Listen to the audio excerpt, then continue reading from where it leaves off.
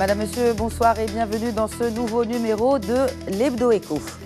Mercredi 14 juin, le président français élu Emmanuel Macron fait son premier déplacement dans la région, au Maroc.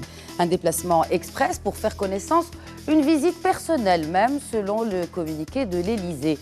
Personnelle peut-être, mais une visite porteuse d'un message important pour le Maroc, celui de la continuité, de la pérennité et d'une nouvelle stratégie qui privilégie le partenariat à la concurrence. C'est ainsi, du moins, que se dessine la vision macroniste pour le Maroc, encore une fois. La preuve avec ce tweet d'Emmanuel Macron, et je cite, « Une confiance réaffirmée et approfondie entre nos deux pays ». Fin de citation. Cette visite coïncide aussi avec le lancement officiel de la deuxième usine d'un constructeur automobile français au Maroc, après Renault, Nissan à Tanger, PSA, Embraer sur Kenitra. La France est en effet de loin le premier investisseur étranger au Maroc, avec près de la moitié des IDE dans le pays. Mais côté échange, la part des marchés de la France s'est allégée face à un concurrent gourmand, l'Espagne. Mais ce n'est pas sans compter sur le nouveau rôle joué par le Maroc dans son continent, appuyé par son retour au sein de l'UA. Comment cette récente réintégration dans l'Union africaine ouvre-t-elle la porte à un partenariat plus poussé avec la France et l'UE? Quels sont les intérêts stratégiques que le président français cherche à développer avec le Maroc et au Maroc? Les entreprises françaises doivent-elles revoir leur business model en Afrique? Et plus largement, comment l'UE compte-t-elle établir un nouveau partenariat stratégique avec l'Union africaine? Pour répondre à ces questions, j'ai le plaisir de recevoir sur ce plateau Gabriel Ballon, bonsoir. Bonjour. Alors, vous êtes analyste politique et également consultant international. Bienvenue encore une fois à vous sur ce plateau. Merci. En face, Driss Essaoui, bonsoir. Vous êtes donc économiste et également analyste politique. Et également, on vous voit souvent sur notre écran sur Média TV. Bienvenue à vous. Merci à vous. De l'IB, mon confrère Youssef Aïtakdim, bonsoir. Bonsoir. Bienvenue. Merci pour votre invitation. Alors, en 2007, Nicolas Sarkozy, messieurs, avait choisi l'Algérie pour son premier déplacement au Maghreb, tout comme François Hollande en 2012. Pour Emmanuel Macron... Comme Chirac également. Comme Chirac également. Alors, pour Emmanuel Macron, justement, ses trois prédécesseurs ont choisi l'Algérie. Est-ce un signe de changement, selon vous, M. Ballon? Écoutez, on ne peut pas définir une politique par une simple visite. Quelles vont être les attitudes du président Macron? Nous le verrons plus tard, parce que pour le moment, il est en train de marquer ses domaines. Et moi, je ne tirerai pas de conclusion hâtive. Il est certain qu'on va assister à un changement d'atmosphère, parce que nous avons eu un président socialiste pur jus, comme on dit, ancien secrétaire général du Parti socialiste, et que les socialistes, il faut le dire. Là, la question, c'est qu'aujourd'hui, on a un président qui, en réalité, n'a de socialiste que son origine gouvernementale.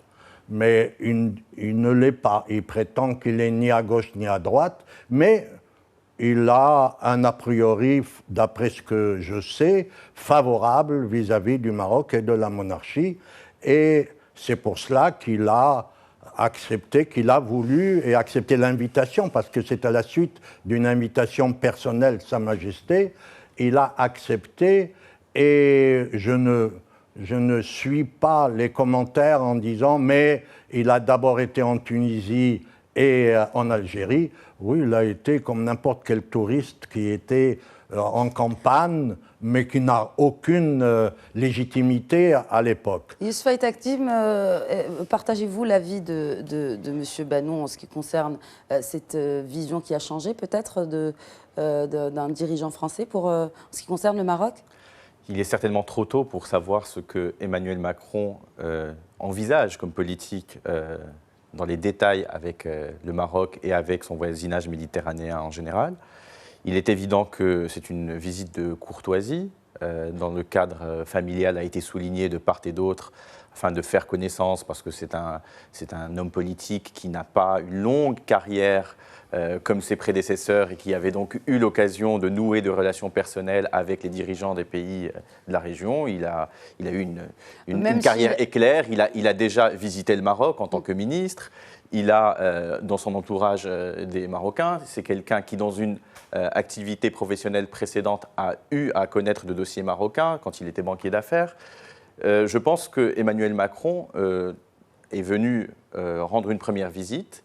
Les partenariats, les politiques concrètes vont se déployer sur le temps. Je pense qu'il y aura beaucoup d'éléments de continuité, parce que même si le quinquennat précédent était marqué par cette année de crise entre le Maroc et la France en 2013-2014, il y a une coopération très intense, une forte présence de la France au Maroc, même si vous aviez raison de souligner que la France n'est plus le premier partenaire économique du Maroc depuis 2012, c'est l'Espagne, mais ça reste le deuxième partenaire, c'est le plus gros investisseur, une forte coopération culturelle, universitaire, une diaspora dans les deux sens qui continue de faire vivre donc ce lien très particulier. Donc je pense que cette visite avait pour but de mettre les bases d'une relation personnelle, et c'était le cadre d'ailleurs voulu par le roi. Ça a été aussi l'occasion pour Emmanuel Macron de donner un certain nombre de signaux, on va y revenir, mais il a répondu lors de sa conférence de presse à plusieurs questions d'actualité, y compris la crise dans le Rif, y compris sur le partenariat économique avec le Maroc, y compris l'éventuelle compétition en Afrique. Donc je pense que c'était une visite qui prépare à une relation qu'on va observer dans les prochains mois et dans les prochaines années. Maintenant, revenir à Macron aujourd'hui, qui est venu au Maroc, moi je vais peut-être abonder dans le même sens, il est venu donner un certain nombre de signaux. Même si la visite a été marquée du sceau de l'amitié, de la convivialité, etc., c'est très bien, c'est même excellent pour le business qu'il y ait ce type de relation, parce que quand on est ami, quand on est proche, on peut se dire les choses les yeux dans les yeux.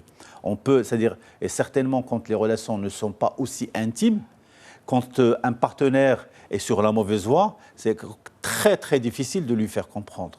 Donc, c'est un début de relation qui est intéressant, d'autant plus que Macron est aujourd'hui, il est obligé d'approfondir un sillon qui était déjà travaillé sur la coopération entre le Maroc.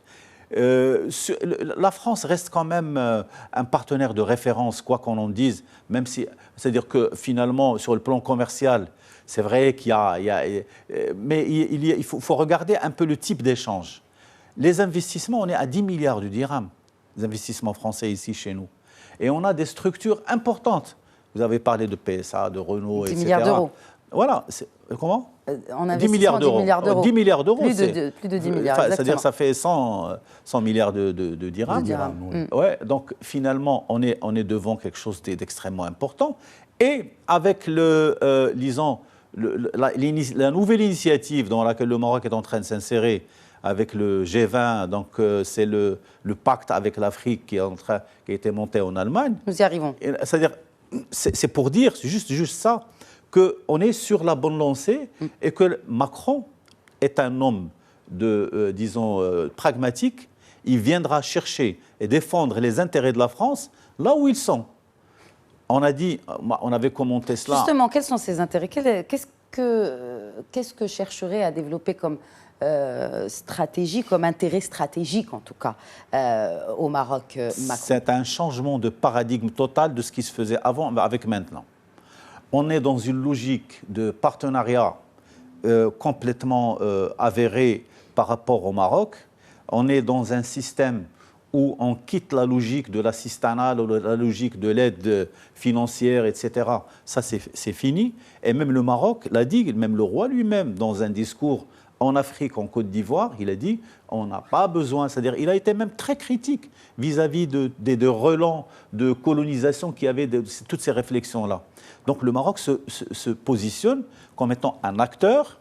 C'est vrai que c'est un pays qui a encore beaucoup de retard, il a encore beaucoup de problèmes à régler, mais si on a un bon partenaire, si les entreprises françaises, et peut-être qu'on arrivera dans le débat à en parler, ont intérêt à aller de manière plus prononcée, de manière plus active sur l'Afrique. Pourquoi? On a Israël qui est très présente. On a les Chinois qui sont très... Les Indiens. Les Indiens qui sont très présents. Mais c'est-à-dire, les parts de marché sont en train de se décider maintenant. Alors, si la France, les entreprises françaises veulent prendre leur part de marché et se positionner autrement, c'est l'occasion ou jamais. Et peut-être le faire avec le Maroc, ça accélérera beaucoup ce redéploiement de la stratégie française. Gabriel Manon.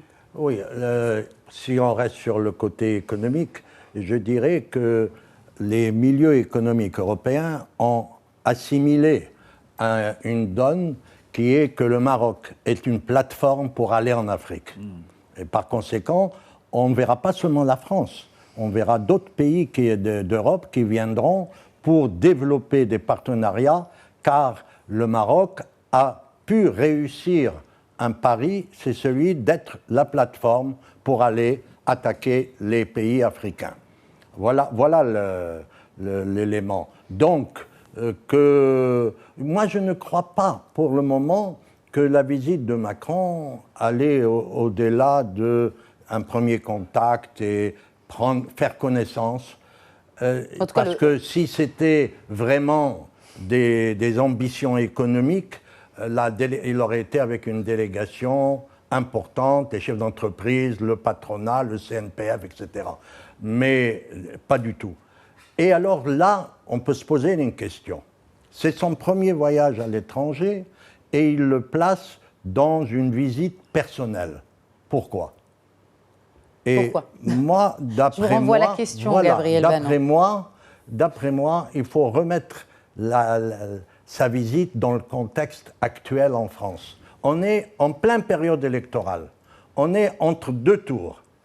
S'il fait une visite officielle importante au Maroc, il y a une procédure qui est que chaque fois qu'un président arrive, l'ambassade de France à Rabat invite la colonie française à venir rencontrer le président. Ouais. Et à ce moment-là, les mauvais esprits pourront dire le président interfère dans la campagne électorale.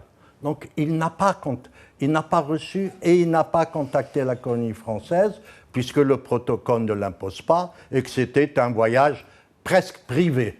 D'ailleurs, d'autres accompagnateurs ont dit c'est un voyage privé. Même donc, le communiqué de l'Élysée. Voilà, donc un voyage personnel. Donc il faut remettre la visite dans le contexte. Un, que le Maroc est important pour Paris et contrairement aux habitudes précédentes, le Maroc a été le premier pays de l'Afrique du Nord à recevoir la visite du président.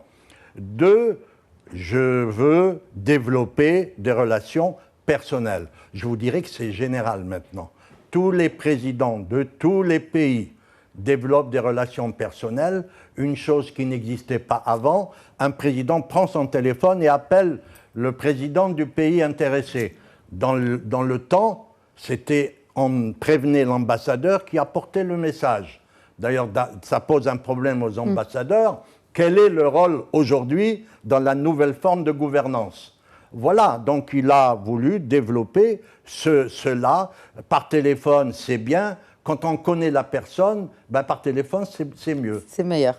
Avec cette récente réintégration du Maroc au sein de l'Union africaine, est-ce que ça pourrait ouvrir la porte à plus de partenariats entre le Maroc et la France et comment Youssefa Taktim. Donc, le président français a placé cette coopération franco-marocaine dans le cadre de ce retour du Maroc, retour, adhésion. On va pas débattre, mais en fait, cette adhésion c'est la demande à la CEDEAO et réintégration, retour à l'UA. Et en plaçant donc, le partenariat franco-marocain dans ce cadre-là, il voulait donner peut-être une dimension au-delà du bilatéral au partenariat économique. Il est évident, comme a dit Driss Laïsaoui, que les entreprises françaises peuvent aujourd'hui voir les entreprises marocaines comme des concurrents, comme des compétiteurs dans le marché, parce que les pays visent la part de marché, quel que soit le continent, quelle que soit la zone. La part de marché de la France est en baisse constante. Au Maroc, puisque si l'Espagne est devenue le principal partenaire commercial du Maroc, c'est parce que la part de marché de la France n'a cessé de baisser depuis la fin des années 90. Elle a baissé partout. Et pas seulement au Maroc. C'est pas spécifique au Maroc. Et la part de marché de l'Espagne a augmenté en même temps. En Afrique, la part de marché de la France baisse énormément. Aujourd'hui, la part de marché en Afrique sur tout le continent, c'est de 4%. Si on met en relation avec la part de marché de la Chine, qui a connu une formidable offensive commerciale à destination de tout le continent africain, c'est 22%. Est-ce que c'est pas parce que... Donc la France est très loin derrière. C'est-à-dire, on est dans une... Je pense que les gens ne se sont pas rendus compte du changement. En France, justement. On n'a pas vu cet appétit énorme des Chinois, des Indiens, Non, ce sont des pays qui ont des stades de développement différents. La France n'est pas le pays qui offre le plus grand nombre de biens, d'équipements, de consommation les moins chers. C'est pas vrai. Enfin, la France n'est pas une plus importante puissance industrielle que la Chine aujourd'hui. La Chine est largement plus puissante industriellement aujourd'hui que la France.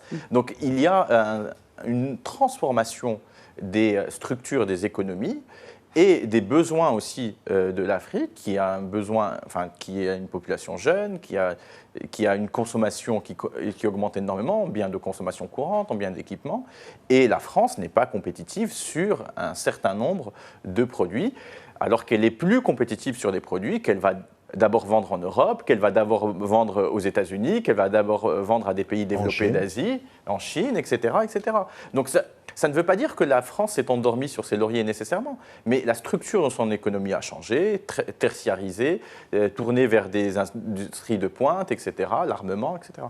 Donc la France n'est pas en position, ni au Maroc, ni dans le reste de l'Afrique, en position de grand seigneur. C'est déjà fini. Et je pense que tout le monde ne se rend pas compte de ce changement-là de paradigme. Non, en fait, je suis tout à fait d'accord. Alors, quand on regarde un peu le type d'investissement que pourrait faire la France, parce qu'en fait, en dehors du fait de faire de l'exportation de biens d'équipement, quels sont les besoins aujourd'hui en Afrique? C'est l'infrastructure, c'est les nouvelles technologies, c'est la formation. C'est l'enseignement. C'est justement la formation et l'éducation.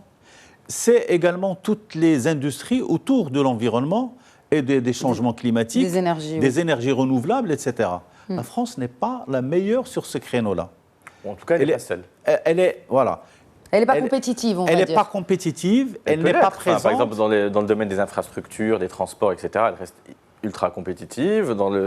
Mais ils sont par exemple, quand on voit les investissements français des dernières années, il y a le TGV, il y a les tramways, il y a des entreprises qui sont... Ça, ils arrivent à vendre. Là-bas, au niveau du Moyen-Orient, ils arrivent à faire des incursions au Qatar, en Égypte, etc. Ils ont fait en Arabie Saoudite aussi. Ils arrivent à vendre. Mais c'est des niches. On est en train de parler d'une stratégie globale, disons, d'investissement, surtout privé, vers l'Afrique. Cela passe par quoi? Par une structuration de cette recherche d'opportunités d'investissement.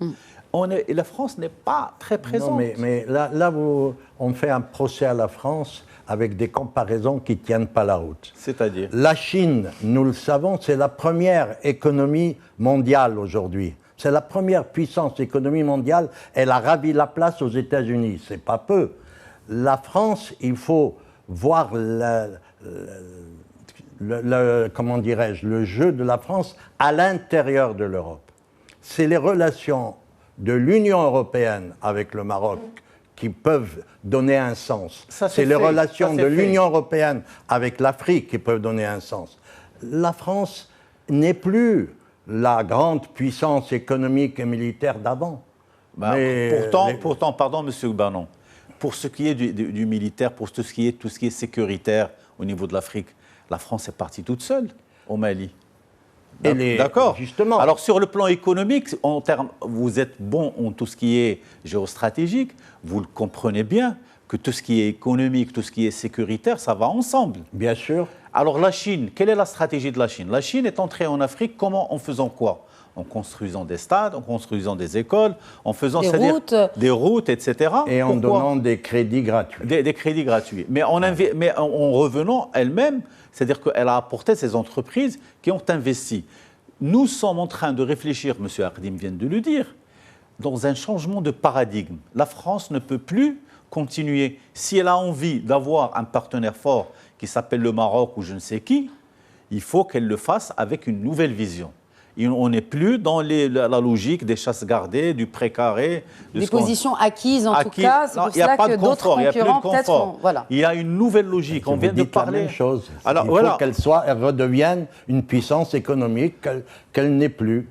Il faut maintenant, on va voir si Macron va lui redonner son ambition. La respiration qu'il faut pour que son industrie reprenne sa place. Aujourd'hui, il y a des pans entiers de l'industrie française qui ont disparu ou qui sont en crise. Areva, par exemple, qui avait des investissements colossaux. Parlons-en. Voilà, donc on est en train de faire un recul dans ce domaine, alors que les besoins sont exponentiels. On est en train de parler, on a parlé disons, de ce pacte avec les pays d'Afrique de l'Ouest, avec le gazoduc qui va venir, avec tous les investissements qui devraient se faire là-bas, sur l'énergie, sur les industries de transformation, sur les industries agroalimentaires, etc. Tout ça, il y a une expertise. Alors, pourquoi les Français n'iraient pas avec des Marocains, même s'ils sont concurrents sur le terrain, ce n'est pas du tout un problème. Donc, c'est le marché qui va déterminer la meilleure offre et on choisira. Mais au moins que l'on ait une approche. Parce que le Maroc, quelle est l'approche marocaine ? Il y a une légitimité, bien sûr, historique et des liens historiques et une légitimité culturelle et religieuse qui est très présente et qui facilite, et c'est ce qui a facilité ce nouveau positionnement du Maroc. Le retour aux institutions africaines va faciliter encore davantage. L'adhésion à la CEDEAO, c'est un plus et pour le Maroc et pour ses partenaires. C'est ça comment on prend les choses. La Chine, on ne peut pas faire face à la Chine tout seul. C'est ce que j'ai souligné. On peut pas. Fait pas. C'est pas faire, comme diraient les Américains, c'est pas fair play de comparer la pénétration française et la pénétration chinoise en Afrique. Pourtant, historiquement, c'est ça. Historiquement, les positions la France, historiques. Il y a qu'à ça, Hardim. On était dans une logique où la France était omnipotente, omnisciente au niveau de l'Afrique. À tous les niveaux. De l'Ouest, dans l'Afrique francophone. Francophone. À la suite du partage. Et centrale. Exactement. À la suite du partage qui a été fait en 1884 à la conférence de Berlin. On a dépecé l'Afrique. La France a été un des pays qui a reçu une partie à gérer, à coloniser, etc. Mais il y a d'autres pays qui ont été dans le coup. La Belgique s'entend. L'Allemagne, la Russie, les États-Unis, ils ont été tous partenaires dans cette conférence. On n'en parle pas. On jette un voile sur cette conférence. C'est énorme. En 1885, on a partagé l'Afrique. Monsieur Bannon, on se tourne vers le futur maintenant. 15 pays. Vers l'avenir, nous nous tournons. On va vers l'avenir. Et justement, nous allons parler des... Oui, mais en géopolitique, on explique l'avenir et on peut anticiper si on a bien étudié le passé. Et en comprenant mieux l'histoire. Alors justement, nous allons parler de l'avenir des relations entre l'Union européenne et l'Union africaine et bien naturellement avec le Maroc juste après cette pause. Merci de rester avec nous. Bonjour et merci de rester avec nous. Vous regardez l'Hebdo Écho que nous consacrons cette semaine aux relations entre l'Union européenne et l'Union africaine, mais également le rôle joué par le Maroc, peut-être pour ce rapprochement entre les deux rives de la Méditerranée. Juste avant la pause, Monsieur Bannon, vous évoquiez cette conférence de Berlin. J'aimerais justement parler de cette autre conférence de Berlin qui s'est passée juste il y a quelques jours à l'initiative d'Angela Merkel, qui a invité beaucoup de dirigeants africains pour peut-être leur jouer un petit numéro de charme, d'essayer de séduire un peu l'Afrique pour peut-être des investissements, pour étoffer les relations économiques. Le grand problème de Merkel, ce n'est pas pour le moment les investissements en Afrique, c'est le problème des immigrés. C'est lié, hein, vous savez, voilà. dans le et rapport, que c'est lié. Elle veut enfin, elle défend maintenant l'idée qu'il faut investir en Afrique si on veut ralentir le flot d'immigrés. Pourquoi dites-vous enfin ? Pourquoi enfin ? Est-ce que c'était pas sa position avant ? Cette position, on l'a battue et rebattue depuis les années 70. Absolument. C'est pas nouveau. depuis les années 70, autour de Pompidou, on avait déjà ce problème. Et on avait dit que la solution n'est pas de fermer les frontières, mais d'aller à l'origine du mal et investir sur place pour créer des emplois et retenir, justement, leur donner une vie décente, une possibilité de développement. Alors, Merkel a un deuxième problème. Elle a le problème des immigrés à contrôler par sa population, à réagir contre parce qu'elle était accueillante. Mais alors, le deuxième problème, c'est qu'elle a une population allemande, entre guillemets, autochtone, qui vieillit énormément et qui devient de moins en moins nombreuse et qu'il lui faut l'immigration. Alors, elle a un problème de quadrature du cercle. Comment elle va concilier ces deux impératifs? Mais en ce qui concerne l'Afrique, est-ce qu'il suffit d'organiser justement ce genre de... parce qu'un G20 Afrique, on n'en a jamais entendu parler. Est-ce que c'est justement que pour, peut-être pas stopper, mais en tout cas mieux organiser cette migration Afrique vers l'Europe? Ou plutôt, peut-être que maintenant, on se dit vraiment qu'il y a à faire en business, mais pas qu'en ressources naturelles dans notre continent. En fait, pour peut-être juste être un peu pédagogue, on va rappeler ce que c'est que cette initiative. Ce G20 ouvert à l'Afrique ne s'est pas encore déroulé parce que la réunion du G20 aura lieu début juillet à Hambourg, les 7 et 8 juillet.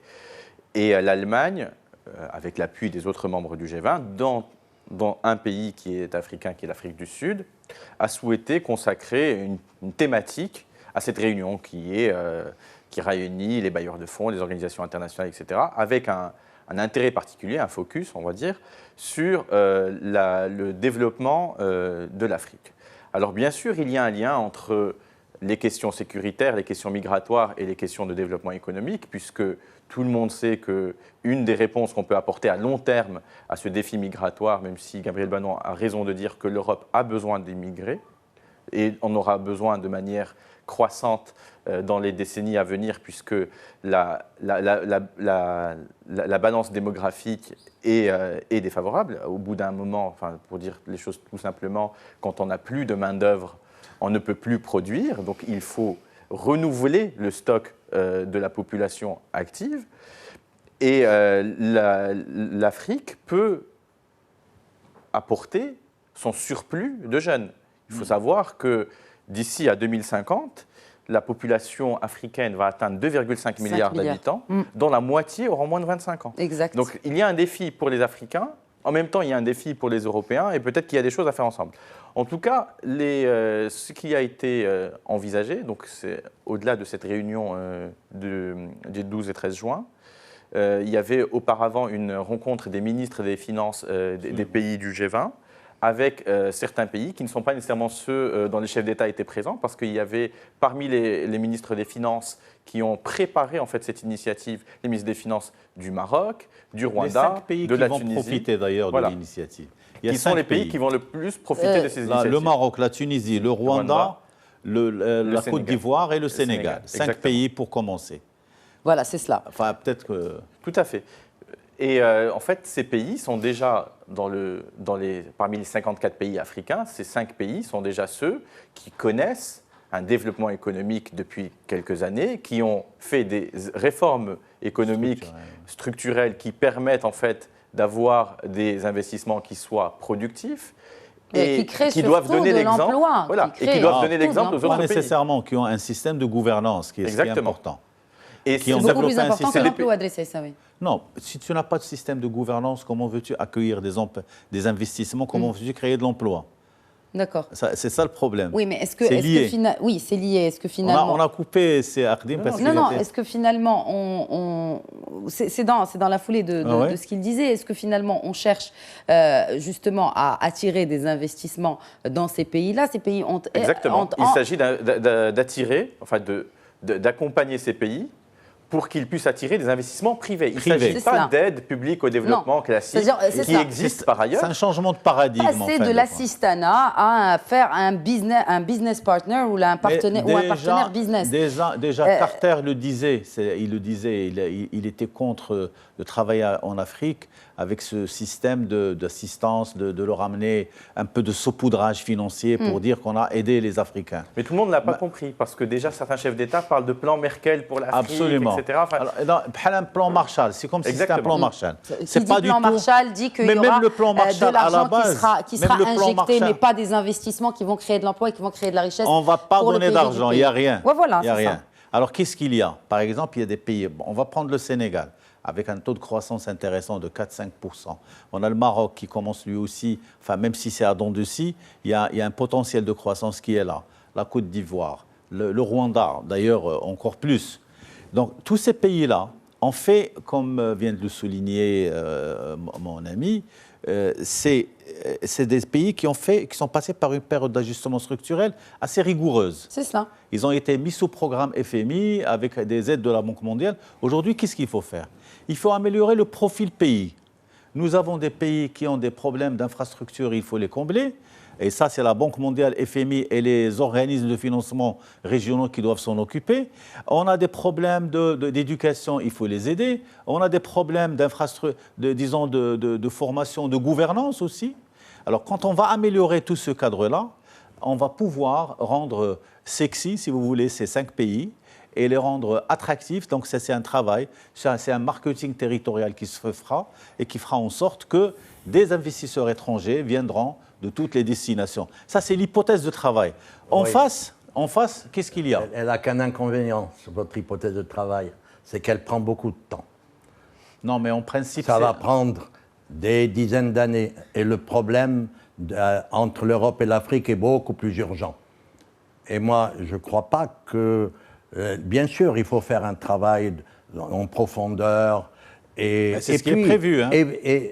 Et en évitant un écueil, parce qu'on parle de la Banque mondiale, du FMI. Vous savez, le FMI a fait des catastrophes en Afrique. Vous le savez, mieux que moi.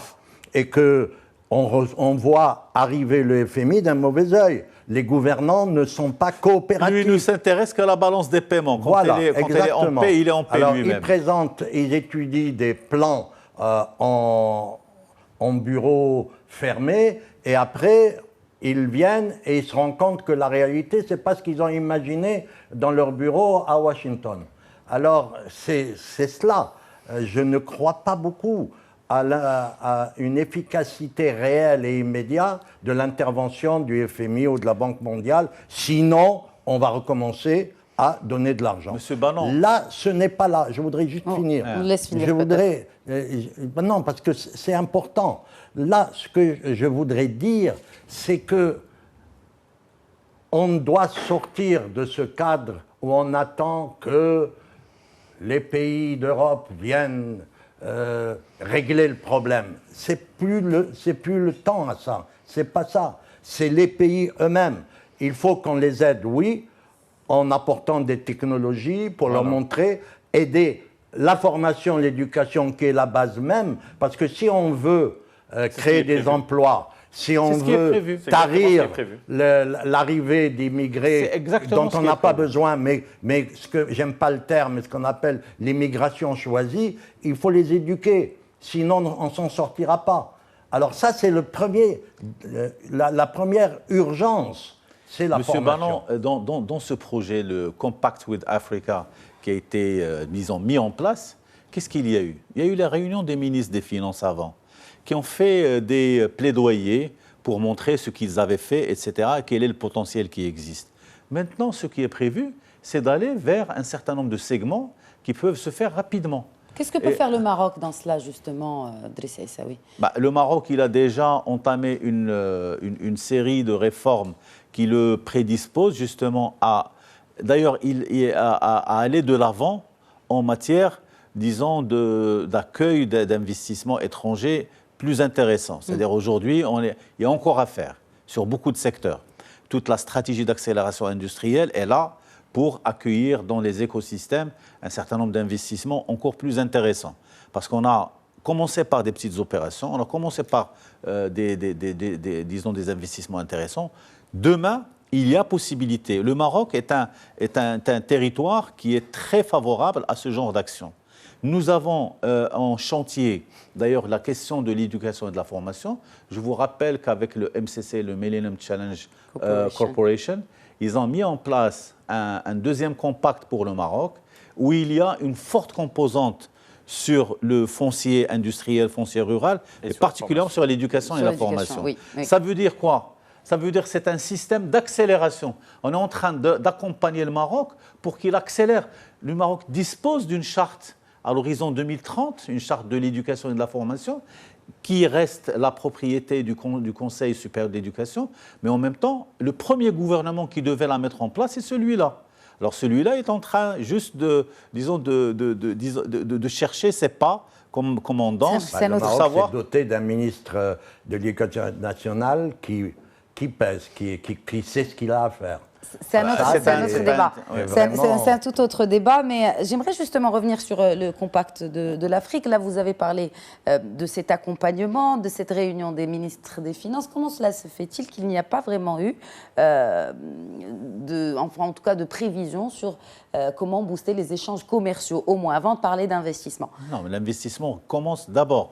Le commerce, tout le monde peut commercer. On est régi par les règles de l'OMC qui font abattre un peu toutes les trucs. Non, il faut avoir des choses à échanger. Les entreprises, elles doivent échanger, vous le dites. Les échanges se font sur ce qu'on produit, mais on ne peut pas échanger ce qu'on n'a pas. Alors, nous, qu'est-ce qu'on va vendre? Jusqu'à aujourd'hui, on a des accords avec l'Union européenne pour tout ce qui est les produits agricoles, etc. Mais demain, est-ce que vous savez que le Maroc, parmi l'une des multinationales importantes sur les cartes de télépaiement, elle est marocaine? Il y a une entreprise marocaine, elle est multinationale. C'est-à-dire c'est ce genre d'entreprise qu'on va retrouver. Il y a tout le travail à distance qui va se développer avec l'Afrique, tout ce qui est le outsourcing, etc. Il y a beaucoup de chantiers qui doivent être menés. Alors pour que ces pays africains, il faut qu'ils créent de la valeur localement. Il faut qu'ils investissent localement, avant d'aller vers le commerce, il s'impose à toi, parce que tu dois nourrir tes populations, tu dois équiper tes industries, etc. Donc, alors il faut dire les choses telles qu'elles sont. Le drame de l'Afrique, parce que vous savez, on a mis, quand je dis on, je ne parle pas seulement de la Banque mondiale, l'Union européenne, l'Amérique et un fonds spécial, les Chinois, ils ont versé en Afrique des milliards. Et vraiment, si demain on faisait l'inventaire, on serait surpris de voir les chiffres colossaux qu'on a versés. Le problème, c'est que, c'est vrai, ça a profité à une petite élite. On a un immense trou entre cette élite et la population. Il n'y a pas l'embryon de la classe moyenne. C'est ce qu'ils veulent arrêter. Commence dans certains pays d'Afrique seulement maintenant. Donc comment pouvez-vous parler de développement, d'implantation, de commerce et faire des produits et les vendre si vous n'avez pas de classe moyenne? Mais c'est une classe, il faut y aller. Mais la classe moyenne africaine est en pleine expansion, monsieur Bannon. Non, donc, dans certains pays. Le Nigeria. Dans les pays qui comptent, dans les 11 marchés qui comptent, le Nigeria, comme l'a cité M. Essaoui, la Tunisie, le Maroc, l'Égypte, le Kenya, enfin, je veux dire, il y a quand même des pays qui ont commencé à développer une classe moyenne. Mais avec comme ça qu'on peut... C'est-à-dire la pyramide de la richesse commence à se creuser aussi. Même au Maroc, on a un trou entre les nantis et les autres, c'est effroyable. Et ça, c'est dangereux même pour plus tard, parce que c'est le ferment du désordre. Il faut réduire cette différence. Je ne peux pas laisser dire ça. Honnêtement, M. Bannon, il faut évidemment accentuer les inégalités, il faut évidemment ne pas aider les plus pauvres, il faut évidemment arrêter tout ce qui pourrait être de nature à améliorer la situation. Dans ce que vous dites, c'est des évidences. Bien sûr qu'il faut réduire les inégalités, bien sûr, mais ce qu'on était en train de détailler, c'est exactement ça.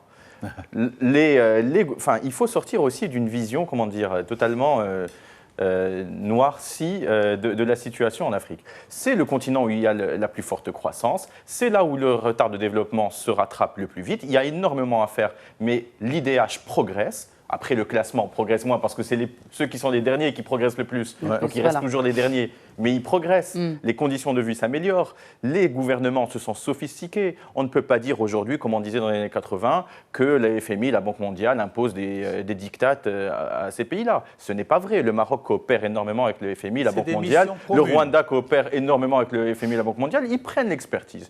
Ils prennent les diagnostics, ils prennent les conseils, ils prennent les moyens et souvent, ils sont dans un dialogue très étroit. Le ministère des Finances marocain ne subit pas les diktats du FMI de manière totalement extérieure. Il y a des discussions régulières, il y a des programmes qui sont sur de nombreuses années. Le Millennium Challenge Account ou le Compact with Africa, ce sont des choses qui sont négociées. Donc aujourd'hui, le Maroc ou d'autres pays d'Afrique ne sont pas non plus dans la situation... Le Maroc n'est pas à comparer avec le Maroc est un pays africain. Le Maroc est un pays africain. Il n'est pas le plus riche. Il n'est pas le plus riche. C'est un pays africain. C'est pas le plus riche et il n'est pas exceptionnel. Il est d'ailleurs inclus de plus en plus. Par contre, est exceptionnel. Et il est inclus de plus en plus par la politique, sa politique étrangère. Il est inclus de plus en plus dans cet ensemble. Si le Maroc intègre l'UA, s'il veut intégrer la CEDEAO, etc., c'est qu'il se considère pleinement africain. Donc il faut aussi dépasser cet exceptionnalisme qui, je pense, a beaucoup desservi, y compris le Maroc, vis-à-vis de ses partenaires africains. Aujourd'hui, le Maroc, la Côte d'Ivoire, le Sénégal, le Rwanda, l'Éthiopie, le Kenya sont des pays qui sont à la fois des opportunités de développement et de croissance, de partenariat économique pour des tas d'entreprises du monde entier. Les gens vont faire du business là-bas. Ils ne vont pas faire de l'aide. Ils ne vont pas faire de l'assistance. Ils vont faire du business. Et c'est là que ça se passe. Regardez les chiffres de la téléphonie mobile. Maroc Télécom, par exemple. C'est une étape qui est Regardez complètement... Excusez-moi, M. Banon, vous parlez de télécom. Pour abonder dans le sens de mon collègue, Maroc Télécom est une entreprise qui, à chaque fois où elle a des difficultés ici, elle se rattrape au niveau des pays africains de ses filiales africaines. Les assurances, la même chose. Les banques, la même chose. Ils font les meilleurs chiffres. Les assurances, la majorité du chiffre d'affaires est fait en Afrique. Ben c'est ça, c'est ce que je vous dis. Pourquoi ? C'est une question de taille de marché. C'est une question de taille de marché. Et ça se comprend comme ça. On ne peut pas faire de chiffres si on n'a pas le marché qu'il faut. Le Maroc sera fort en intégrant la CEDEAO, ses entreprises, son économie, elle va être boostée, elle va gagner au moins 4 points. Il y a un taux d'intégration exceptionnel au niveau de ces économies-là, que l'on n'a pas avec nos voisins algériens, tunisiens, etc. On n'a rien. Le problème algérien est à part. Non, je ne parle pas du problème algérien. Moi, je parle en tant qu'économiste. Mais on a un taux d'intégration très, très faible ici. Quand on se met avec la CEDEAO, avec les pays de l'Ouest Afrique, on est dans des taux d'intégration qui sont beaucoup plus importants. Vous savez, il y a beaucoup de structures, on l'oublie, on n'a pas l'impression. Mais il y a un parlement, il y a des organes. Voilà. À la CEDEAO ? Il y a une vraie zone de libre-échange.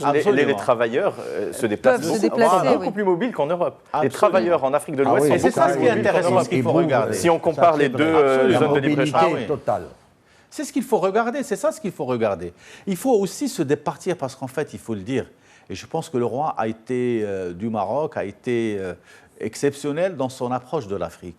Quand on regarde un peu ses discours, ses sorties, la construction d'une démarche, il a été exceptionnel dans ça parce qu'il nous a permis, à nous aussi, de regarder l'Afrique autrement, sincèrement. Quand on regarde du citoyen lambda. Moi, je parle du citoyen lambda. Pas de l'investisseur. C'est-à-dire qu'aujourd'hui, on se réveille avec une Afrique qui a des équipes de foot qui sont exceptionnelles et qui nous ont dépassés de très loin. Quand vous voyagez, par exemple, en Côte d'Ivoire, regardez un peu les start-up qui sont là-bas. Vous êtes ébahis devant leur dynamisme. Et quand vous faites tout ça, alors il faut regarder l'Afrique autrement. À condition de ne pas rentrer à l'intérieur du pays. Mais ça, on le sait. Moi, je suis rentré à l'intérieur de tous ces pays. Moi aussi. J'ai même... Non, c'est pas ça le problème. Eh oui, alors à force de dire ça, c'est pas le problème. Le changement, le changement, il n'y a plus de problème. Alors, cherchons les solutions, Monsieur Banon. C'est-à-dire qu'on parle que de problèmes, mais ce serait bien qu'on soit aussi orienté solutions et qu'on parle aussi je rejoins mon confrère et Idriss Issaoui sur une vision peut-être de l'avenir beaucoup plus progressiste et optimiste. Non, mais attention, je ne suis pas de nature pessimiste, loin de là. Mais je pars du principe qu'on peut réellement améliorer les choses en ayant les yeux ouverts sur la situation réelle. Ce n'est pas la peine de l'adorer. Moi, je sais par exemple qu'on a dit pendant des décennies que le Brésil, c'est là où il faut investir parce qu'un jour, ça sera rentable. Mais ça a mis des décennies. Alors, je veux dire la même chose. Mais c'est une grande puissance industrielle. Bien sûr, c'est une très grande puissance industrielle. C'est devenu une grande puissance industrielle. Et ce serait intéressant d'analyser... C'est à cela qu'on rêve, nous, voilà. Et oui, mais alors il faudrait prendre les mêmes mesures qu'ils ont prises. Alors là, ça serait intéressant d'analyser comment ils ont fait. Et est-ce que nous sommes prêts à faire la même chose? Aujourd'hui, on est où? On est en Afrique. On a une offre politique qui a été faite à partir du G20 à travers l'Allemagne, qui aujourd'hui préside le G20. Et on est aussi dans une nouvelle dynamique, même au niveau des pays africains, sur tout ce qui se fait. Donc aujourd'hui, je pense, ce compact avec l'Afrique devrait être pris comme étant une donnée positive. Oui. C'est un accompagnement qu'il nous offre. C'est un accompagnement qu'il nous offre pour accélérer le pas, pour accélérer le rythme. C'est vrai, et que réussir en Afrique, on réussira mieux en s'alliant avec la France, voire avec l'Espagne, avec l'Allemagne, pour additionner des atouts, bien sûr. Et ça, c'est un peu ce qu'a développé Macron dans son entretien, dans sa conférence de presse. Ouais. Donc là, on est d'accord. Mais je dis simplement qu'il faut regarder. Par exemple, on parle tout le temps du G20, le G20, le G20.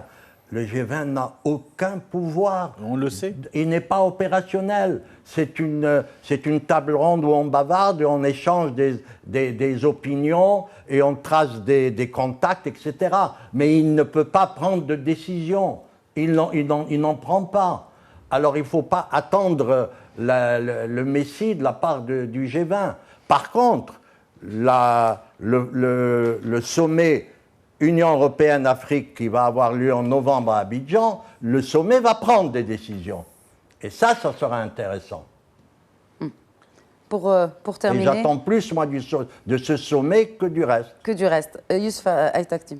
Je pense que pour résumer sur les deux thèmes de l'émission, je pense qu'il y a visiblement une complémentarité entre l'approche que présente Emmanuel Macron. On lui souhaite bonne chance, on verra s'il réussit son pari en France déjà pour pouvoir ensuite changer les choses dans ses relations avec l'Afrique.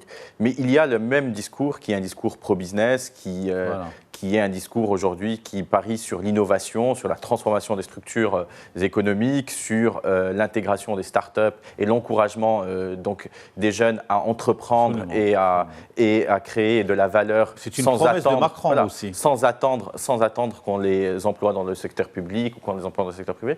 Il faut savoir une chose, l'Afrique, en effet, est confrontée à de vrais défis. Pour réussir son décollage économique, elle doit intégrer une majorité de ces jeunes dans les décennies à venir.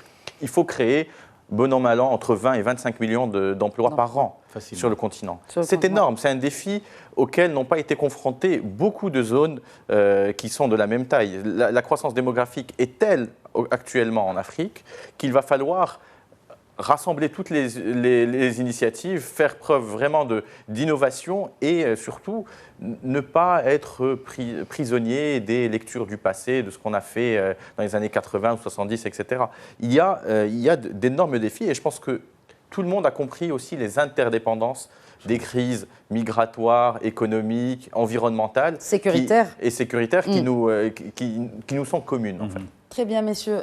C'est ainsi que ce débat touche à sa fin. Merci d'avoir répondu à l'invitation d'Hebdo Echo. Merci à vous de nous avoir suivis. Je vous donne rendez-vous la semaine prochaine pour un nouveau numéro de l'Hebdo Echo sur Médien TV Afrique.